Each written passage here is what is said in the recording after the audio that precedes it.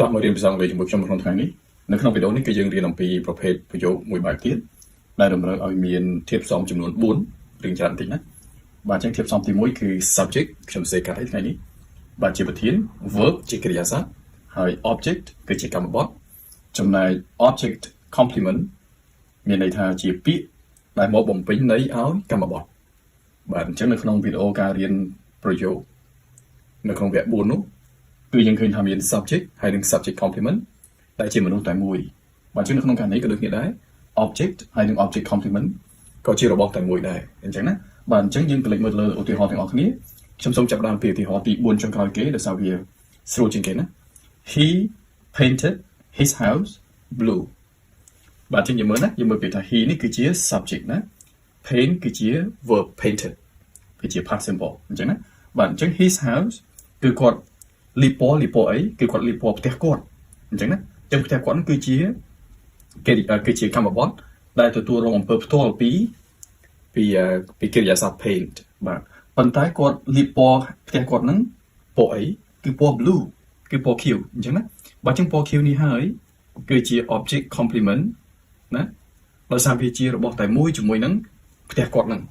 បាទនេះផ្ទះគាត់ពណ៌អីផ្ទះគាត់ពណ៌ខៀវហើយពណ៌ខៀវនឹងគឺជាផ្ទះរបស់គាត់គឺជារបស់តែមួយមែនទេបាទគ្រាន់ថា object នេះគឺជាកម្មបត្តិដែលទទួលរងអំពើផ្ទាល់ពីកិរិយាសព្ទ painted បាទអញ្ចឹងយើងមើលទៅលើឧទាហរណ៍ទី1ឡើងវិញ They make her president បាទយើងមើលពាក្យ they គឺជា subject make គឺជាកិរិយាសព្ទគាត់ make អ្នកណាគឺ make her អញ្ចឹង her នឹងជាអ្នកទទួលរងអំពើផ្ទាល់ពីកិរិយាសព្ទ make ប៉ុន្តែ make her ជាអីមែនទេធ្វើឲ្យនាងនឹងទៅជាអីធ្វើឲ្យនាងទៅជាប្រធានអញ្ចឹងណាបាទអញ្ចឹងបានន័យថាពាក្យថាប្រធានបានន័យថាលោកប្រធានណាលោកស្រីប្រធានណាបាទអញ្ចឹងលោកស្រីប្រធានហ្នឹងហើយនិងលោកស្រីហ្នឹងគឺជាមនុស្សតែមួយឃើញទេជំនួសតែមួយបាទអញ្ចឹងក្នុងករណី make ហ្នឹងគឺយើងអាចប្រើជំនួសនៅកិរិយាសព្ទ appoint អញ្ចឹងណាតែងតាំង appoint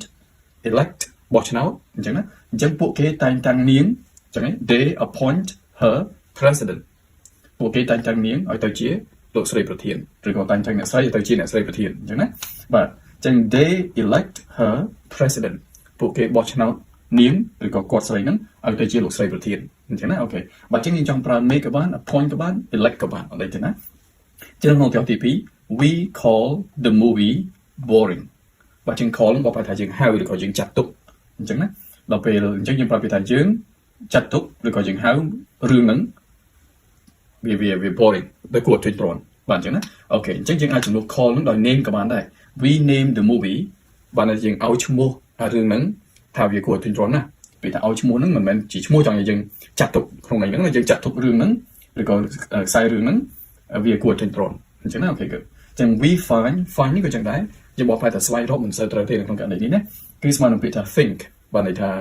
គិតថាអ្វីមួយអញ្ចឹងឬក៏ចាត់ទុកថាអ្វីមួយអញ្ចឹងពួកយើងគិតថារឿងហ្នឹង we find the movie boring បាទអញ្ចឹងណា boring គឺ the movie អញ្ចឹងណាតែគាត់ថា the movie ហ្នឹងគឺជាកម្មបត្តិដែលទទួលរងអំពើផ្ទាល់ពីកិរិយាសព្ទ call ឬក៏ name ឬក៏ find យើងចង់ប្រើមួយណាក៏បានដែរនៅក្នុងន័យហ្នឹងណាបាទដូចគ្នាទេ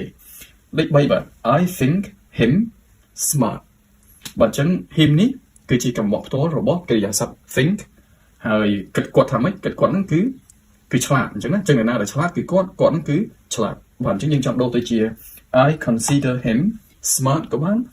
I believe him smart ក៏បានអញ្ចឹងណាបាទអញ្ចឹងកិរិយាអញ្ចឹងពណ៌ក្រហមហ្នឹងគឺជំនួសដោយកិរិយាសព្ទរបស់វាក៏បានដែរណាយើងអាចប្រើបានយើងអាចជំនួសនៅកិរិយាសព្ទអស់ទាំងនេះបានអូខេបាទអញ្ចឹងយើងចាំនៅក្នុងរូបមន្តនេះ